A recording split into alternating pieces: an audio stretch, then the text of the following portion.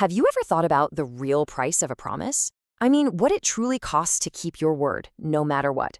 For one of the greatest heroes ever, Arjuna, that price was, well, it was everything. This is the story of how an absolutely impossible choice sent him on a journey that would change him forever. And we're going to start with these powerful words from the man himself.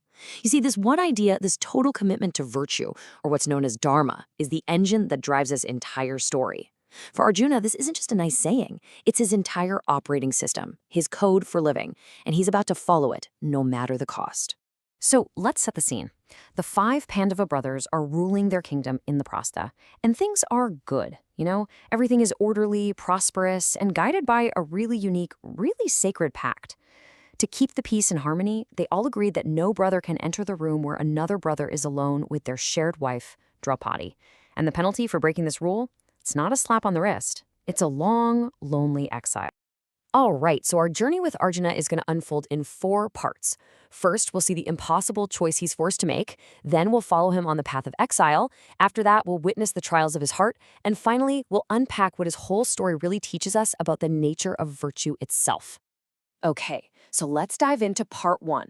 Our story kicks off with a moment of pure crisis, a moment where the peace of the entire kingdom is shattered, forcing Arjuna to choose between 2 totally sacred duties. All of a sudden, a piercing cry for help rings out. It's a Brahmin, a respected holy man, and he is in total despair. Robbers are stealing his property, his livelihood, right outside the palace doors. He's pleading for protection, reminding the kings that their #1 job is to defend their subjects. The honor of the entire kingdom is hanging in the balance. And right here, this is Arjuna's impossible choice. He hears the cry, and as a warrior, his duty is crystal clear. He has to act.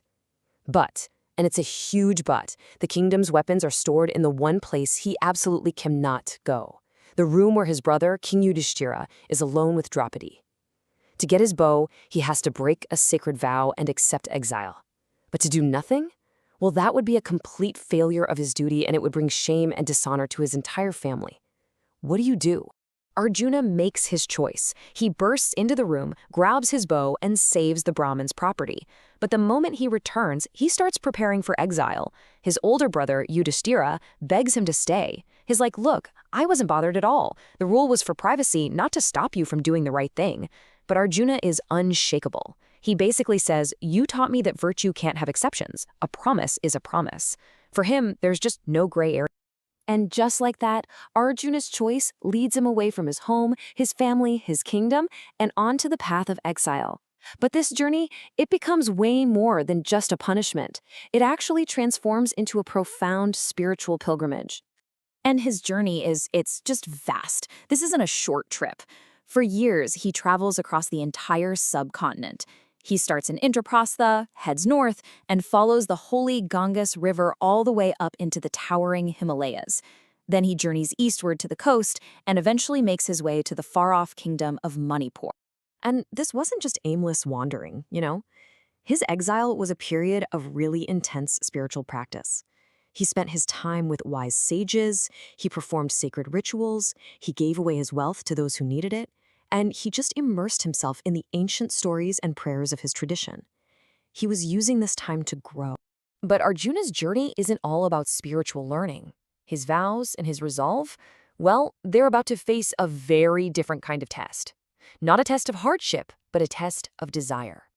And this brings us to a really fascinating question.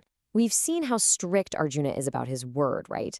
But what happens when that vow is challenged by forces that are, let's just say, not exactly mortal? So get this. One evening, as Arjuna is bathing in the Ganges River, he feels this invisible force pull him right under the surface. And he doesn't drown. Instead, he finds himself in this magnificent, totally mystical underwater palace. And there, he meets Alupi, a princess of the Nagas, a powerful race of celestial serpent beings. She's seen him from her realm, and she has fallen completely in love with him. Arjuna, of course, explains that he's on a vow of celibacy for his exile. But Ulupi, she's got a very clever argument. She says, wait a minute, your vow was made specifically about Draupadi, not about all women. And then she adds that she will literally die of a broken heart if he refuses her. So, She asks, isn't saving a life a much greater act of virtue than keeping this personal vow? It's another impossible choice. And you know what? He's convinced by her logic. He agrees to spend one night with her. In the morning, Ulupi is so grateful that she rewards his compassion with this incredible gift. She makes him invincible in water.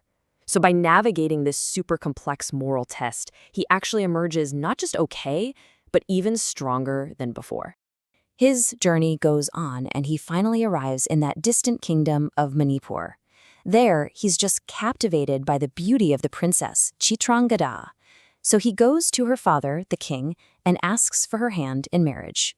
Now, the king is honored, but he has one condition, and it's based on this ancient custom called Putrika Dharma. See, because of a divine boon, his family line only produces one child each generation. His heir is his daughter. So the deal is, any son born to her must stay in Manipur and become its future king, not the heir to Arjuna's kingdom. And Arjuna agrees without a moment's hesitation. He marries the princess and they have a son, fulfilling his own desire while also honoring his duty to the king of Manipur. Once again, he finds a virtuous path that manages to honor all of his obligations. So after all of this, a broken promise, a long, winding pilgrimage, and these incredible tests of the heart, what's the ultimate lesson here? What does Arjuna's journey really teach us? Well, I think Arjuna's exile teaches us something really profound, that virtue, or dharma, isn't just a simple checklist of rules. It's not black and white. It's a living, breathing principle. And sometimes, the truly righteous path forces you to choose between two good things, two sacred duties. It's all about weighing your promises, your responsibilities, and your compassion in every single unique moment. Which really just leaves us with a question to think about, doesn't it? In our own lives, when our promises and our duties start pulling us in different directions, how do we choose? Which promise do we keep? Arjuna's story doesn't give us a simple answer, but it sure shows us the courage it takes to even face the question. If you enjoyed this explainer on Arjuna's incredible journey, please do me a favor and hit that like button, share it with someone else who loves a great story, and definitely subscribe for more deep dives into these epic tales. Thanks so much for joining us.